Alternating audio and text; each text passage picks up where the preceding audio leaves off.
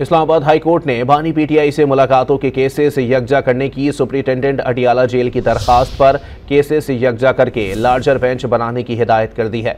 मजीद जानते हैं don news के नुमाइंदे ताहिर नसीर से। ताहिर, मजीद बताइएगा।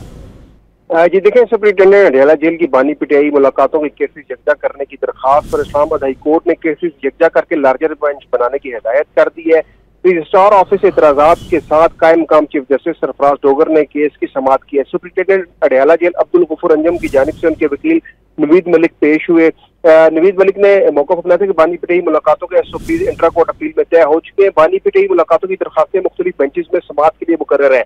नवीद मलिक एडवोकेट ने यह भी मौका अपनाया था कि बानी पीटीआई मुलाकातों की दरखास्तें यकजा कर लार्जर बेंच तश्कील दी जाए। ये इस्तदा की गई थी।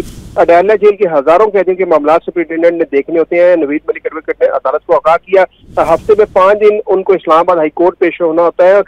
नवीद मलिक ने इस्तदा की है कि एक ही बेंच बनाए ताकि एक ही दफा सुप्रिंटेंडेंट अडियाला जेल पेश हो जाए और जो भी डायरेक्शन हो उसके ऊपर अमल दरामद किया जाए। जी बहुत शुक्रिया ताहिर।